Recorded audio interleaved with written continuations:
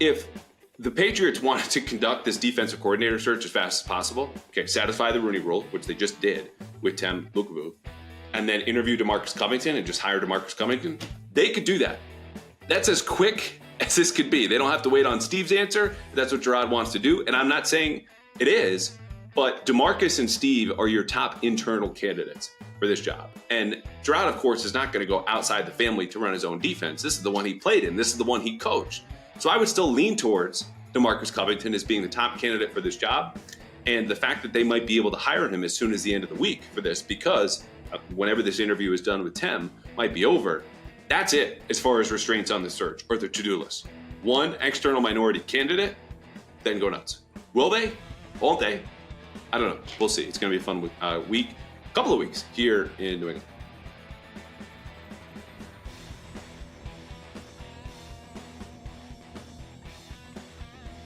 All right, I hope you caught your breath from the last few days, because Lord knows I needed the weekend to get my head around the following. End of the Bill Belichick era on Thursday, start of the Gerod Mayo era on Friday. Oh, on Saturday, the Patriots might not even start to search for a GM, and if they do, it might happen until after the draft, and I could just go, I need a beer and a break. So, after rewatching The Sopranos, started up season 1, almost done with it, a little playoff football, time at Encore in Everett with some friends. We're back, recording Monday afternoon. More than happy to talk Patriots, dive into everything that's happened or is about to happen in New England. The date and time to know, however, for this week is Wednesday at noon. That is when we will get some answers from Gerod Mayo as the head coach of the New England Patriots for the first time. Robert Kraft will be back and sitting for that press conference, again, Wednesday at noon. And we will talk to both of them, of course, about Gerod stepping in as a head coach and what that means for the future. Until then, we are going to look at the jobs and people around him. Because, as I mentioned, and I had heard this Friday night, it just doesn't make sense. Why would the Krafts want to wait until after the draft to hire a GM? Well, lo and behold, Adam Schefter says the same thing on Saturday. I tweeted out, more reporting follows. Phil Perry, Mass Live, adding to the fact that right now it looks like Elliott Wolf and Matt Groh will remain at the top of the personnel department for the Patriots and lead them over the next 4 months, which, as you know, will include an all-too-critical draft. So the plan today, let's talk about Mayo's moves with the front office and coaching staff, a little bit behind the Kraft's thinking, and then get to a mega mailbag. It's been a while since it was just me, and when it's just me, I like to rely on you because, look, I've gotten more comfortable with the sitting alone, talking to myself portion of this podcast. I think we all have more fun when there are more people involved. So we have, I think it's close to 10 questions today. All right, starting with the coaching staff. Again, we'll get to the GM stuff. It was reported this morning by Sports Illustrated's Albert Breer that Mayo has extended offers to Steve and Brian Belichick to remain in his defensive staff. Right off the top, I think this is a wise move. Steve has been the primary defensive play caller for Gerod's entire tenure as an assistant in New England. Talk about the last 5 years. During that time, the Patriots had the number one top-ranked defense in the NFL by EPA per play against. Okay, so you're talking about the most advanced metric we have, the most telling one, and the Patriots were the best defense since Steve Belichick took over the play sheet and Gerod Mayo came back into the staff. Seems important to me. I don't know about you. He has also served as the outside linebackers coach. The title for both of them the last couple of years has just been linebackers, but Steve handles the edge guides. Gerod has been off ball. And then Brian Belichick just finished his 4th year as a safeties coach. And during that time, we knew this was the ball hawking secondary. You saw Jabril Peppers have a career year this year. Kyle Duggar break out last season. I think he had an underwhelming first half, but kind of rebounded nicely in the back end.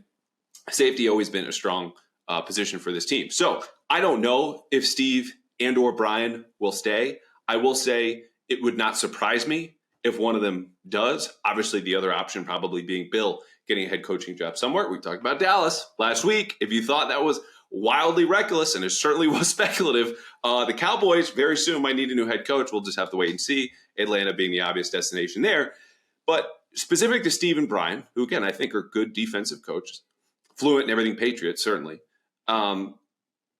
they have young families in the area. They might not want to uproot in a way that they've literally never had to, forget as full-time position coaches, but just young adults as kids growing up in New England ever since their dad took this job, and they haven't been anywhere else since 2000.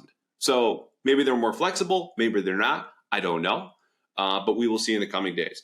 The other big coaching news today came out from Ian Rappaport of the NFL Network, where Gerod Mayo has extended his first interview invite for a defensive coordinator job. And for those who missed it, the Patriots have not had a defensive coordinator since I joined the beat, okay? That was in 2018. The last time was in 2017 with Matt Patricia. Brian Flores took over for a year. He's a play caller, but we don't really care about titles all of a sudden. It doesn't matter because he then left to take over the Dolphins head coaching job. But Steve never got the title. Gerod obviously never got the title. And so the first person who might have the chance to land this is Tem Lukabu, who is the linebackers coach for the Panthers this year. Before that, 3 years as the defensive coordinator at Boston College.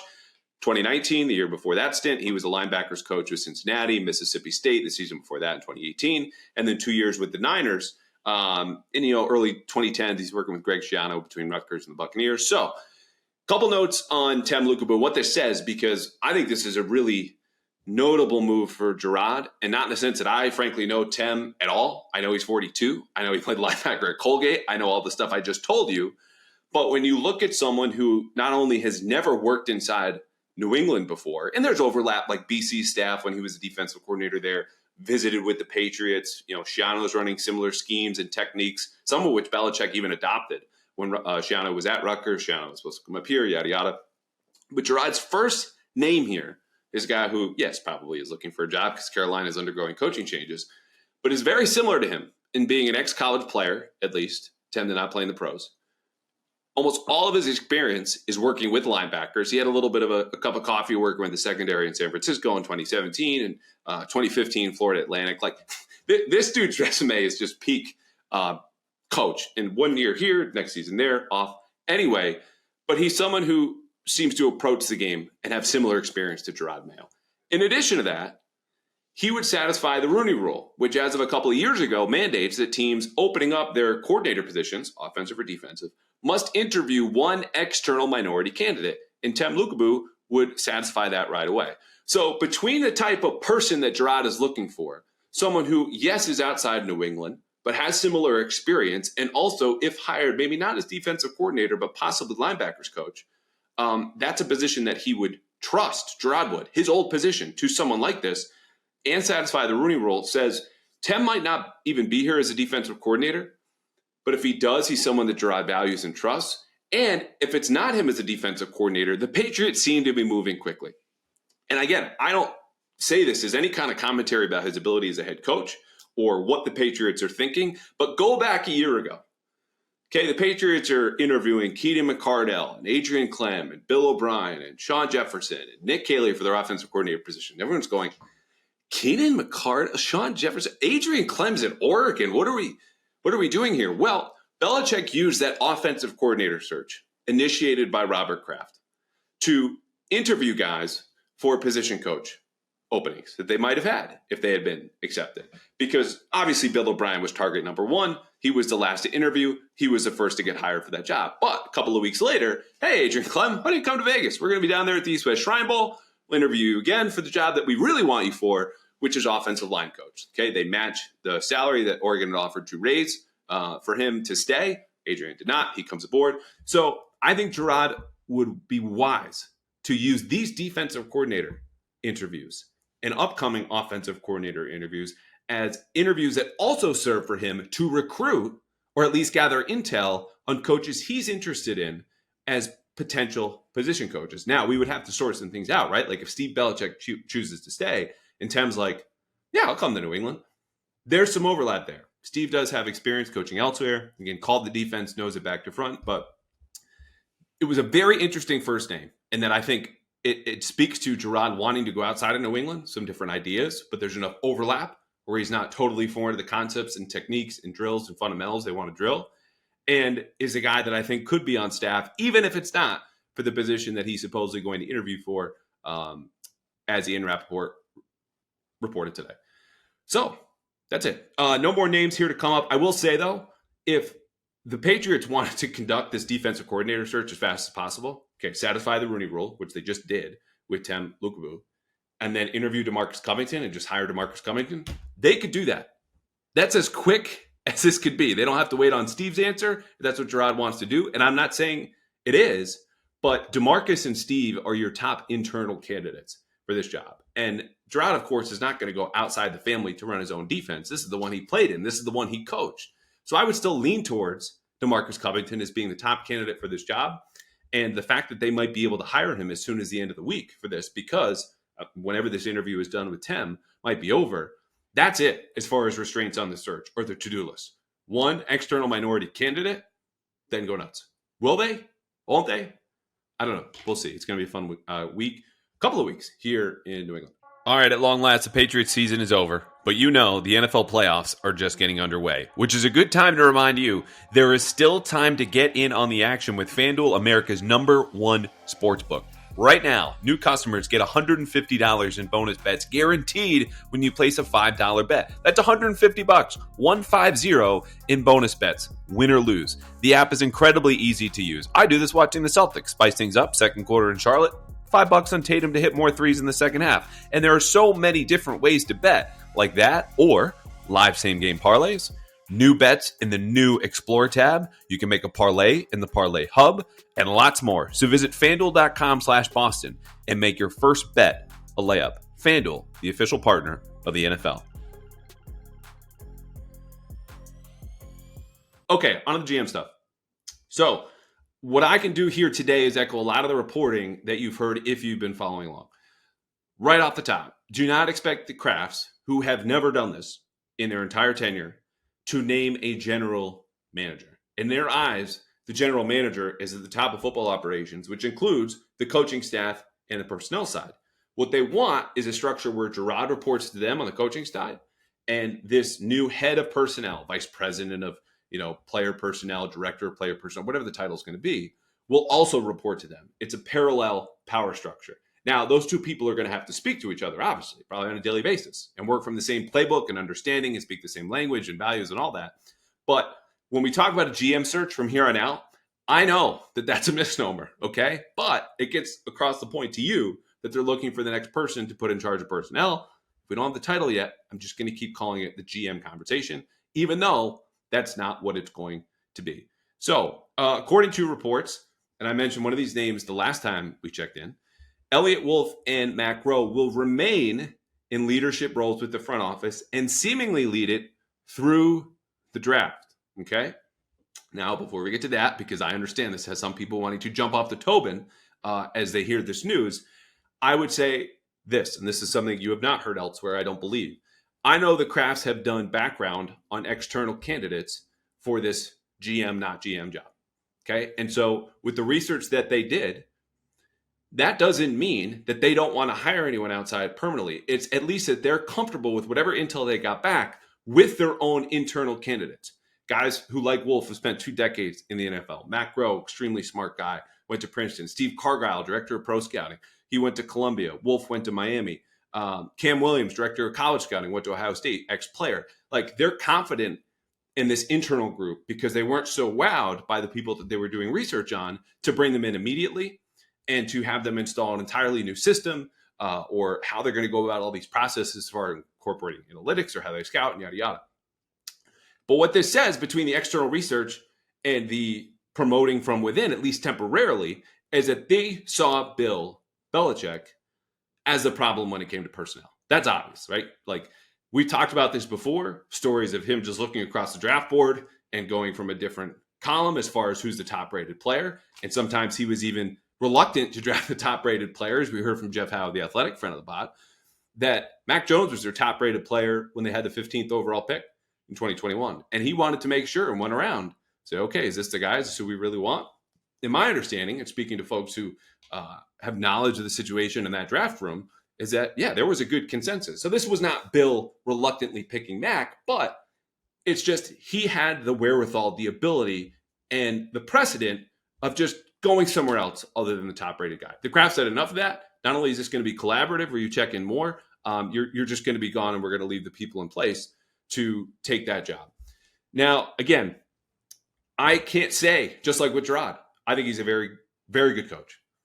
I know Elliott's extremely experienced. He's well-respected. He's got a good network with inside the league.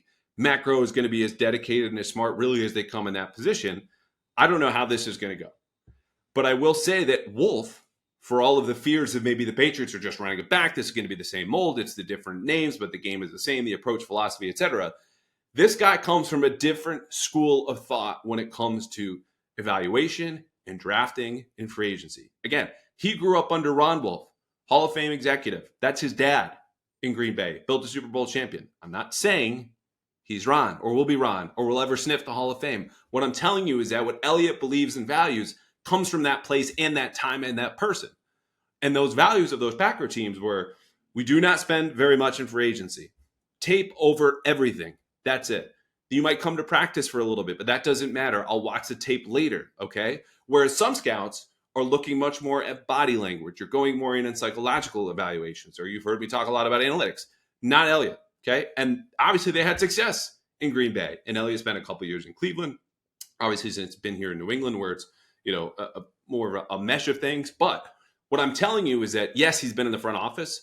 You could still get a very different approach to the draft with his leadership. Whether that's better or not, I don't know. Nobody does, but we're all going to find out. And as far as the idea of postponing that search, first of all, there is an opportunity cost. Absolutely. Okay. We'll get to that in a second. But Michael Holley told us this last week, and I can't believe it slipped my mind as we kind of talk about this whole GM conversation, because most of the hay for the draft is in the barn. Like all of the draft eligible players, Caleb Williams declared seconds before we started recording, by the way. Not a surprise to anyone. They have a grade on his tape. Yes, they still want to do interviews. Yes, they still need to dive into maybe some modeling and some research and some background. But like the scouts are on the road 300 days out of the year for a reason. It's to build that board, which is largely set by now. It's the media. It's people like me and you that catch up over these next 4 months and pretend like guys are falling or rising. That's not the case. Okay, the draft board is mostly there. So the Crafts are saying, instead of having someone come in, like an offensive coordinator or a defensive coordinator, stepping in the week before an opener and said, no. All that stuff in training camp you did, OTAs, preseason, forget about it. We're doing this system. This is the playbook. These are the drills. This is the language we're going to use. That's essentially what a new GM, who's not going to come from a totally new philosophy, but would do to this front office at this stage of the game as far as preparing for the draft and free agency. They're not going to do that. And as I mentioned, these are all hardworking, smart guys. The difference is, of course, they'll now have more of a say than they did when Bill was here. Do I expect that to lead to drastically better results? I don't know. What I am doing, though, is opening the door to change here when I understand the knee-jerk reaction, even from folks here, like in the media, to TV Friday Night with John Tomasi, being like, how is this going to be any different? These are all internal promotions. We'll get to this with Gerod. But the downside, of course, is not only just that part where you feel like, well, they learned under Bill, they're going to act like Bill. I'll push back on that specific to Gerod in a minute. The downside is, if you do not hire a GM now, and you kind of split the difference here, right? If it's a Bob Quinn or a John Robinson or a Dave Ziegler, they speak the language, they understand the values, all of the positional requirements, et cetera, is that some of those guys are going to go, I don't want to wait till May. I'm good enough. You bring me in, you hire me now, you look at your roster, you look at your drafts, your inability to decide guys in free agency, you should want me over them. And so the Crafts are okay losing out on some of those candidates. How many of those candidates are out because of this timeline? Again, I don't know. But that obviously is the downside here. Now, just to wrap a bow on this, and then we'll get to why I think, the concern about Gerod running things back is unfounded, or will be proven to be unfounded. There is precedent if the Crafts go through these next 4 months, a massively critical 4 months, and that just like whatever Gerod does with his staff, is going to lay the foundation for the next 5 to possibly 10 years for the franchise. What the Patriots do in the draft, free agency, etc. They could, as the Bills did in 2017, let the current regime finish out the draft. And then going into May, when there is mostly turnover in the NFL, you look at scouts, changing teams, executives, promotions, all that stuff happens after the draft. The Bills in 2017 hired Sean McDermott in January. He took over as a head coach. Doug Whaley, their GM at the time, stayed through May. Then left, then Brandon Beane, who was going to be the guy the whole time, had been in Carolina with McDermott, comes into Buffalo. The following year, 11, 12 months later, they draft Josh Allen. They get off and running. So that worked out, obviously, for Buffalo. The most important decisions, though, were nailing the GM, which they did in Beane, very good executive, and then the quarterback. So, If those decisions are not made in the 4 months, as much as I just said, this is going to lay the foundation for the next 5-10 years, but they choose to go with the stopgap veteran because they don't like the quarterbacks in this draft. And we've all said generational prospects can't miss, Drake May, Caleb Williams, yada, yada. Maybe they're not. Who knows? We all felt that way about 2021. There's Trevor Lawrence and Zach Wilson and Trey Lance. 1, 2, 3, top 3 picks. 2 of them should have hit, right? Nope. 1, probably. Actually, just 1 definitely. Maybe 0. Kidding. But Trevor Lawrence was the only guy out of that draft that we felt there were 5 legitimate starters when you include Justin Field and Mac Jones. I'm not saying that Caleb Williams and Drake May will bust, but if the Patriots don't get either of them at 3 and pass on Jaden Daniels and move forward, that next GM hire still needs to be made in May. And that quarterback, obviously, they'll find in the near future too. So those decisions are much more important whenever they are made than the timeline. Okay, if it doesn't happen now, it doesn't mean disaster. There is risk involved, losing out on candidates, as I just highlighted. But think of what's most important. Is it the schedule and the calendar or the people that are going to be in place whenever that is? And maybe the Crafts do ultimately stick with Matt Grell and Elliott Wolf. You have every reason to be disappointed if that's the way that you want to feel. I'm going to let this play out over the next 4 months, and at least until May, whenever they announce the new head of the personnel department. Or maybe it'll be Wednesday. Who knows? But as far as Gerod goes, I am already on the record saying this is a gamble, and I think it's a good one. And this is not going to be run it back with 37-year-old ex-player Bill, as much as he might have been nicknamed Gerard Belichick back in the day.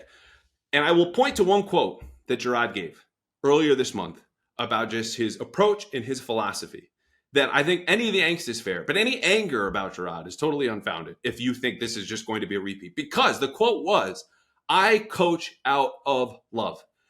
And I don't know about you, but I cannot think of anything more antithetical to Belichick's approach to coaching, philosophy, career, than the relationship for Gerard with his players. That's a starting point. You're in here, I am going to show you love. I want to get to know you because my bet is over time, that will get the best out of you. That's how I connect with you. That's how I maximize your talent and understanding and our trust. Then we build up from here. It's not, you do what I say, and then here come the list of demands. No, it's let me meet you eye to eye. That's Gerod Mayo's approach. Now, of course, he still needs to execute it. How well will he execute it? We'll see. But no way have you ever heard "I coach out of love" from Eric Mangini, Joe Judge, Matt Patricia, all these failed Belichick acolytes, okay, that failed because they were doing Bill impersonations. Gerod is secure enough to be his own man. I don't know if he'll be a successful head coach, but as far as someone who can rejuvenate this organization, modernize it, be a player's coach, and connect with this generation, and is very smart as far as his football IQ goes and emotional intelligence, he checks all those boxes. The issue for me has only been they decided on this after just 4 seasons of him as a head coach, and supposedly, according to Albert Breer, expressed after 3, hey, you might be our guy whenever Bill leaves. That's not a whole lot of time as a head coach. And I get the 8 years as a player and a couple years in between in business when they kept in touch, Gerard and the Crafts, matters. But as I talked about with Michael Holley last week, nobody knows how they're going to react when you step into that high pressurized, high leverage, high stakes type of job as a head coach until you do it. In the same way that Michael said, and I don't know this because I'm not a parent, until you become a mother or a father or whatever. And we're all going to learn together. Gerard's going to learn about himself in that role. I like the bet. There is some risk. And we'll see. Last thing on this, the real hard work has really just begun. I mentioned the big decisions of who matters more than when as far as the GM goes. The head coach, I'm going to add one more, and we're going to talk about this in the mailbag. Offensive coordinator. Those are the 3 positions the Patriots absolutely need to nail because Gerod Mayo can be a fine head coach. Bill Belichick was still a good head coach here. What he failed at was nailing the quarterback, being the GM, and to a degree, well, certainly in 2022, the offensive coordinator. Those 3 positions sunk Belichick more than him functioning and working as a head coach, a position he's still fit to carry out and is the greatest of all time. So as Gerod moves forward, that's the hard work here. That's where the Patriots can and must begin to turn things around. And if they miss, then they're not going anywhere. And it doesn't matter who the head coach is or who we talk to on Wednesday, because the quarterback, the offensive coordinator, and the GM, that's what's powering the modern league and can overcome, honestly, an average head coach. There's only so much an elite head coach can do if all of those positions are performing at a below average level or even hurting the team. And if you don't believe me, I would just say revisit recent Patriots history, starting with when Tom Brady left in March 2020. Okay, on to the mailbag. Like I said, we have, I think I said 10. I think that was right. 3, 4, 5, 6, 7, 8, 10, 11, 12. All right, so 12 questions here. I think we had over 20. Apologies to those folks who did not get their questions picked. I figured there was some sort of overlap, or I already answered these questions based on what we just talked about here. Leading off, Andrew De Silva. It's not because he has such a handsome first name, but this man has done his homework. He's got a big board, it sounds like the whiteboard behind me, and he has 3 names on his big board.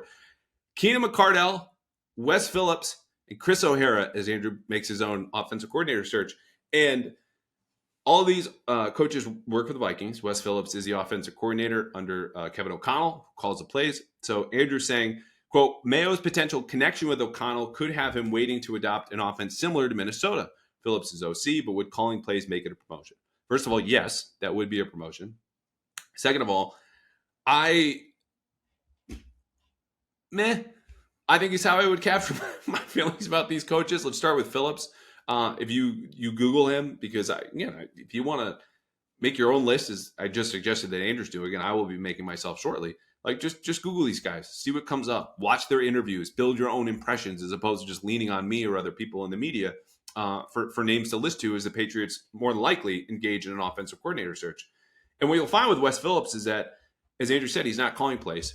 He's also served mostly as a tight ends coach in Minnesota. Before that, under Sean McVay with the Rams. Before that, under McVay again at the start of his tenure in Washington, before McVay left, and he stayed under Jay Gruden. And before Washington, worked for his dad and Jason Garrett in Dallas when Wade Phillips and then Jason Garrett were the head coaches. So my caution with Wes is not only that, well, actually the most recent thing you'll find about Wes is he was arrested for DWI a couple of months ago. But that aside, is when you heard me list those stops and the positions he's worked with, you don't hear a lot of quarterback. And what the Patriots need is someone to develop their next-gen quarterback. The failure to do that in 2022 with Matt Patricia and Joe Judge, and very much so, yes, Bill Belichick, is what began this whole cratering of the past 2 years. That position needs to be handled and taken care of and prioritized. And I look at Wes Phillips and go, yeah, these are pretty good offenses. But if you want to think about Kirk Cousins hitting a new level in his career and the scheme that they run, the starting point for that is Kevin O'Connell. It's not Wes Phillips. And you might go, okay, Chris O'Hara, he's the quarterback's coach for Minnesota. He's only been there a couple years with Kirk. I mean, as has the whole staff. Before that, another ex-Rams assistant, as was Kevin O'Connell. So he worked with Matthew Stafford. We saw Matthew Stafford win the Super Bowl with Chris O'Hara as his position coach. I just have a hard time, again, giving the position coaches a lot of credit for hands-on work when those two quarterbacks, Kirk Cousins and Matthew Stafford, are kind of, at the final stage of their career. Like, they are who they are at this point, right?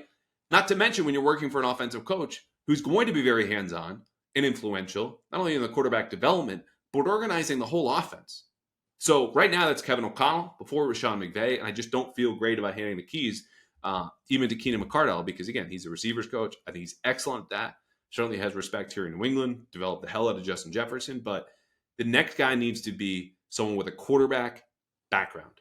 And I would say within the last 5 to 10 years, proven he can develop a quarterback, at least for me. And we'll get to that list later this week, if not next week. Richard Wright, Mr. Wright, what's up? Quote, in your view, is O'Brien staying as offensive coordinator? Who is the backup next year, Mac or Zappy? Who will make the final call on the number 3 pick? Okay, so lots here. In my view, I have said, as I said all along, about Gerod Mayo being the favorite to be the Patriots' next head coach. I will continue to say that I see Bill O'Brien as the favorite right now, Monday, January 15th, to be the Patriots' next OC. But if Gerod opens up a search and Bill Belichick lands in Atlanta or Dallas or wherever, Belichick might want to take O'Brien. And if Bill O'Brien has more faith in Bill Belichick to be a solid head coach who's been will be in the same place for 3 to 4 years, then he does Gerod Mayo and not risk being the sacrificial lamb if, let's say, things get off to a slow start under Gerod. He might just follow Bill. So there's Bill O'Brien's own feelings about this. There are the other candidates to consider that Gerod might bring in. And he surely has seen guys like Mike Vrabel, formerly of the Patriots, very distant coaching tree. We're getting into semantics here. Vrabel never worked for Belichick, but obviously you listen to him now, carries a lot of the same philosophy. Mike Vrabel went outside of the family with Matt LaFleur and Arthur Smith, who absolutely crushed it in their years as offensive coordinator down in Tennessee. And Gerod can say, okay, I'm going to make a short list of the guys who gave me problems calling games against them, hire one of them and bring them in. At that point, given how badly things went last year, and I know Gerod has a good relationship with Bill O'Brien, that might also knock out Bill O'Brien. But as of right now, this second, I'm still going to say Bill O'Brien is the favorite to be the offensive coordinator in 2024. Who is the backup next year? I believe it'll be Bailey Zappi. I'm not ruling out a Mac return, but Bailey is cheaper. He has another year on his contract. He is not making as much trouble, I would say, with his confidence or antics here and there. And it's not like Bailey's been an angel. I mean, Albert Breer detailed this in the report. Like, the reason that room was so icy was as much Mac as it was Zappi. But, like, the highest of the highs for this offense this year were with Bailey Zappi there. And I think if they feel like they can race his floor, he's a backup. He'll stay, cheaper, longer contract, etc. Who will make the final call on the number 3 pick? Great question. Huge question. I didn't address this earlier, and it's because I don't know. And I don't think the Patriots know right now. But it is absolutely critical, and you can bet that if I don't ask it Wednesday, which I plan to, somebody else will when we get to that press conference with Gerod and Robert. All right, going a little faster here. Sox Nation, the whole nation being represented with this one question. Quote, if Josh McDaniels ends up as offensive coordinator, do you think that will make Drake May the favorite for the Pats over Jaden Daniels based on style of play? So Drake May gets I think I've said this before, and there's like a real psychological phenomenon to this. I don't have the name. I'm just going to call it the looks the part bump, okay? Quarterback, 6'5", 6'6", strong arm, white dude, handsome, like looks the part. So he gets the tiebreaker. And I'm not saying he's not a better player than Jaden Daniels. My point is, I get he's a pocket-bound guy. I think Josh has evolved to be more open to guys that don't fit that mold in a way that Drake obviously does. And Drake can extend some plays, but Jaden Daniels might be running a 4.4 or 4.5 at the combine. He is more athletic. That's just a fact aside from whatever he looks like. And so I would say that Josh will be more open to guys that don't look like Mac Jones or Jimmy G or Tom Brady. How he feels about them as players, I don't know. I would also just say before the Patriots make a pick at 3, unless they trade up, they're completely dependent and beholden to whatever the teams ahead of them do at 1 and then Washington at 2. And it seems almost certain Washington's going to take a quarterback. So however Josh feels, if Josh is here, and I will say this, Josh has been sniffing around for weeks. He has been local. He has been back. I think he would be comfortable in an assistant head coach role, if not offensive coordinator. So I think my larger point is we're getting way ahead here in a way that might not even matter, even come draft night, because of how things go ahead of them. And I still have to do most of my research on these quarterbacks, so we will see. Jordan, quote, if they don't bring in a GM until after the draft, who will be focused on re-signing players and attacking free agency? Please don't tell me it's Matt. Quote, if you want fast guys, draft fast guys, grow. I had not heard that nickname for him.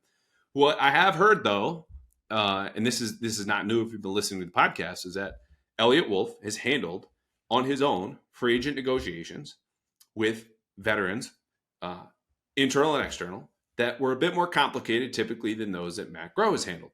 And that speaks to his experience. It speaks to his network, his being in multiple different spots, as opposed to Matt Groh coming up the same front office his entire life as an NFL personnel evaluator. So my sense would be it would be Elliott as far as focus, again on final say. I don't know. Because, and I should be clear about this as much as I bring Elliott up, Matt Groh still is the top ranking official in the Patriots front office. So even if you or I or somebody else thinks, oh, Elliott looks more fit for that role and perhaps more deserving, none of it matters. The only thing that matters is what the Crafts think, and we don't know what they think, and we might not even after Wednesday when we get to ask them those questions. But right now, I think the assumption we should all work from is that they are co-GMs. Let's just put it like that. And what that'll mean, though, when it comes to the final say on contracts, which also they would have to go through Bill when they had those negotiations, again, to be clear about how things were in the past. And Richard Miller, who I don't remember his exact title, but Richard is their cap guy It deals a lot more with the structure of the contracts, which are based on the cash flow for the crafts, when these guys are going to get paid out. Like signing bonuses for them are paid out at a different time than other teams. My point being that there will be a lot of people involved. And as far as focus, like Elliott will be there. Steve Cargile deserves mention, director of their pro scouting. So those two, I think, are your leaders in that department. But will they have final say? I don't know. B. Pop, P-O-P-P, quote, what do you think is going to happen to the offensive staff? Do you think there's any chance they move on to a new offensive scheme? So I think I kind of just answered this. Yes, I do think there is a chance. I do not know what is going to happen with the offensive staff. I will tell you that aside from Adrian Clem and Bill O'Brien, there are assistants on the offensive side who are up. Their contracts are either expired or about to expire. And so that will be up to Gerod and whomever the offensive coordinator is. And if you read the piece I co-authored with Doug Kyde a couple of weeks ago about just why things went so badly for that offense, which is the reason this is no longer the Bill Belichick era that we are recording and talking about the Patriots in, it was the offense, and it was an issue. So I would expect some changes, either guys following Belichick to his next stop, or the new OC coming in and being like, I'm bringing in my own guys, or Bill O'Brien saying, all right, these guys are up. Well, we're going to hire somebody else. Gainey, it's G-A-N-Y, not Gary. Gainey, why did Bill keep the coaching staff small so as higher coaches getting paid by other teams? Was he paid by a % of the team's profits or something and so wanted to minimize spending? It seems possible he'd have a contract, given how much value he's added to the franchise. So this is a very good question. The answer, as I understand it, is not so much to do with money. Obviously, the money is a central tenet of this. That's why you're asking. It's more philosophy. Bill wants a small staff because it's easier to get everyone rowing in the same direction and passing on his message, just like it would be with a game of telephone playing with one or two people, than it is 13 other offensive analysts or whatever the hell they have going on in Alabama or Dallas, where they have one of the biggest staffs. And then there's less infighting. Now, it doesn't prohibit infighting, but Bill has always, going back to the early dynasty, preferred a small, trustworthy, hardworking, fully committed, and loyal coaching staff. And it's often been one of the smaller ones in the league. So yes, I do think they could have benefited from some consultants or some offensive analysts that built trust to come in and have, expand the diversity of thought, something we've talked about a lot. Now, when he does hire coaches like Matt Patricia and Joe Judge, what that was when they first came back, at least in Patricia, Judge was a different sense. It's a way to expand the staff, not sacrifice any kind of loyalty or hard work, and keep it on the cheap. And this was part of the conversation between Belichick and Kraft. If I had to bet, this is not any hard reporting, my sense is Bill had a budget for his coaching staff, or does every single year. And like with players, and I know this part is true, kind of gives them a value. Like Dante Scarnecchia was worth X amount. Vinny Cinciari or Troy Brown is worth this. If they get an offer to leave, then they take it and go elsewhere. And just like with a player, if they get a higher offer elsewhere and want to take it, go ahead. Because in Bill's mind, that exceeded their value, whatever they were worth. What those values are, I don't know. But I hopefully give you some answers, what you thought there, or what you're asking here, because it is a really good question. I think will be interesting to see how Gerod builds out his staff. How much larger is it? Are there different titles? Are there different roles? How much is, are these guys being paid? Because in some instances, just like Adrian Clem a year ago, when he got hired away from Oregon, we knew exactly how much Adrian Clem was making in Oregon because it was part of the public record. I don't think Gerod is going to dip into the college ranks for a bunch of new coaches, but if they do, that'll tell us something. All right, Mark, again, not Uncle Mark or uncle-in-law Mark, just friend Mark. Quote, any idea what to expect from Wolf, Groh, Jonathan Kraft as far as draft strategy? Should we expect a bunch of trade downs like Bill, or could we see something like what Ziegler pulled when he left and made a big trade for a star player? So the answer is no. And I wish I knew. I would also say that anyone telling you definitively that they know what Elliott Wolf's strategy is beyond the background I laid out for you, as far as what he values and what his philosophy is lying. Because this is the first time in New England that Elliott Wolf and Matt Groh will get to run business as they see fit. Now, your inclusion of Jonathan Kraft there is a good one because, as we learned from Seth Wickersham in the latest ESPN story, shout out Don Bednana and Wright Thompson as well, who co-authored that piece, Jonathan got a little more involved towards the end, and not just in a way that was the end of the season sit downs and this is how things are going to go, but talking to people in the front office and football ops. Hey, why is Bill doing this? With, according to the story, the undertones being, well, this might not be the same way all the time. And so, as with any ownership group, I would be, I think, afraid of, as we put it, meddling. I know the Crafts have been wary of the perception that they have meddled, certainly in the last couple of seasons. And I would think, to a degree, they've earned this. Like, the team's 8-9, then it's 4-13. Are you just going to sit back and not do anything? No, you're going to get involved. But as far as football decisions, anytime ownership is involved in those, I think it's a bad thing for a franchise. And so you would hope that Jonathan, just like any other owner in the league, would step back and let the people that they've hired and empowered to use that power to do what they think is best. These are football people making football decisions, okay? As far as supplies or goods or any other business the Crafts have, they're not asking Gerod Mayo to run them. That's because he doesn't know that area. So I don't know, but I think we're going to find out together, and we will at least have one press conference too with, if they stay in these roles, Macro or Elliott Wolf, before the draft, as we have done the last couple of years. And sometimes Bill did those, but it'll be interesting because obviously there'll be pointed questions about the draft, but also big picture ones about the whole philosophy and what they value. Because again, this is the first time they get to run their own show. How different is it going to be? We don't know. They just started. Gary, quote, does Mayo taking over as head coach change your opinion on the likelihood they keep or lose any of the priority free agents? He lists Trent Brown, Michael Onwenu, Kendrick Bourne, Hunter Henry, Kyle Duggar, Josh Uche. The team has already been in contact with Kendrick Bourne. I can tell you that. I don't know the likelihood of him staying. You would think, maybe they lean a little bit more towards those linebackers, because it does sound like, according to Mass Live, Gerod will have input on the roster. I think he should. I think every head coach should.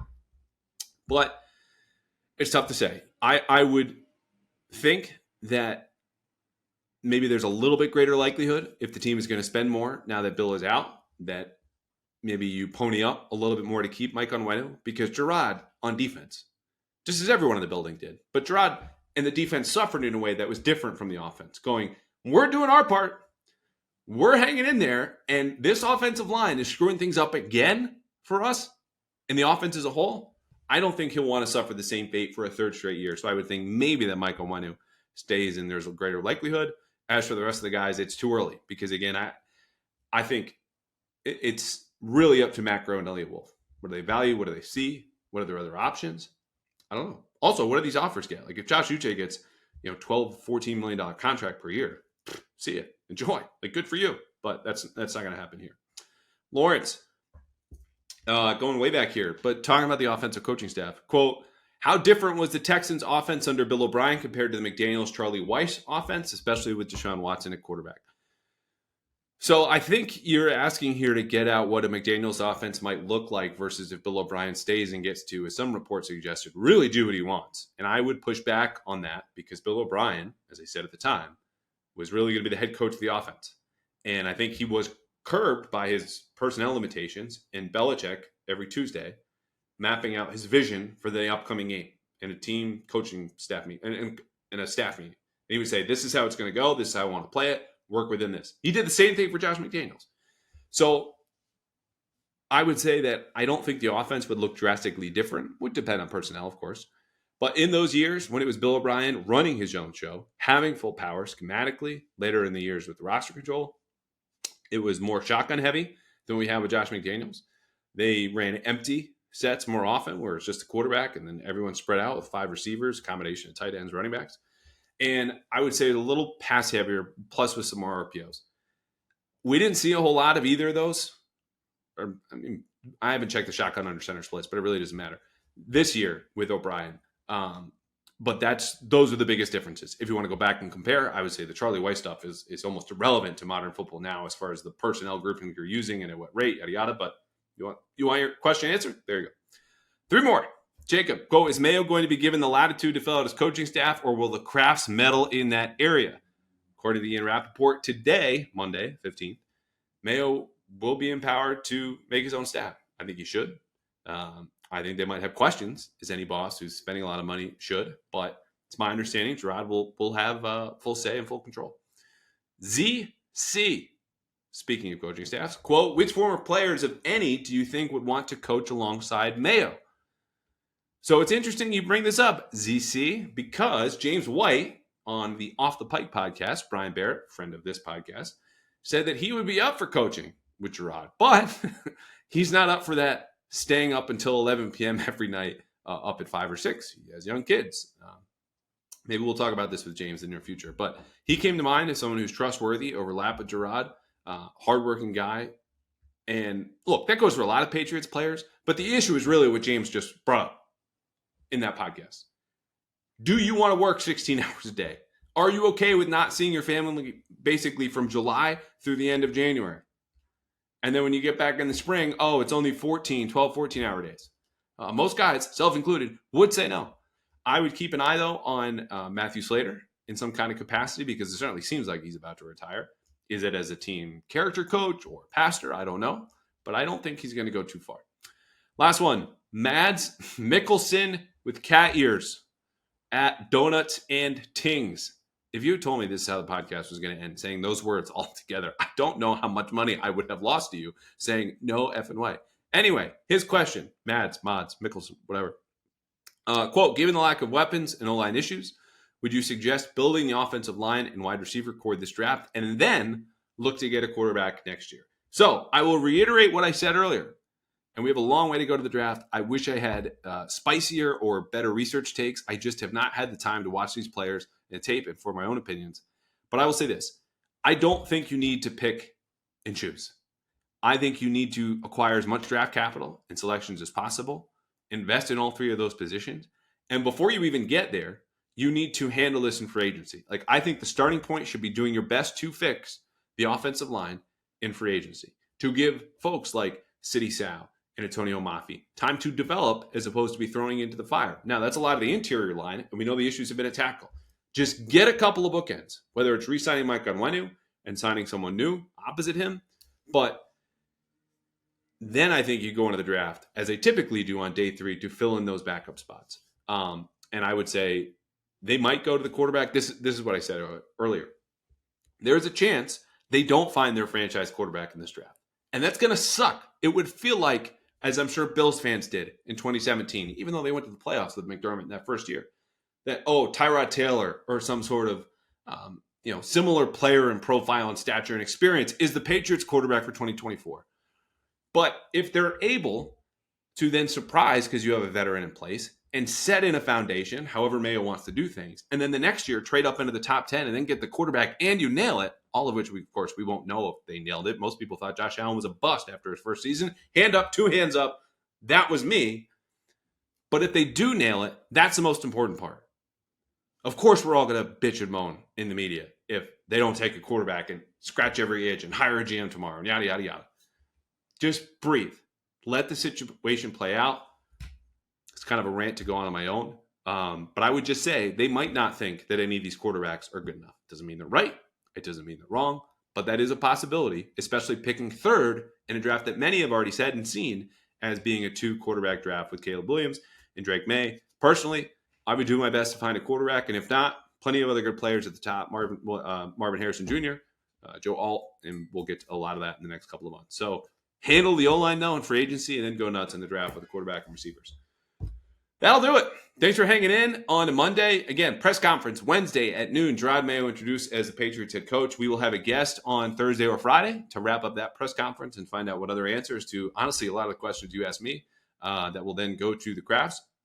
If you have any more questions, find me on Twitter. Hit me up via email. I have caught my breath. I am ready to go full speed, not full throttle, for the rest of the year as far as the Patriots go. And I'm excited. It's a new era. It's a new offseason. This team might not be very good on the field next season, but until then, it will be fascinating to see how they remake themselves in a way that it's hard to fathom. Again, there are very few memories I have of non-Bill Belichick era football. So just going into that unknown is a lot of mixed feelings, but it's exciting. It's fresh. It's new.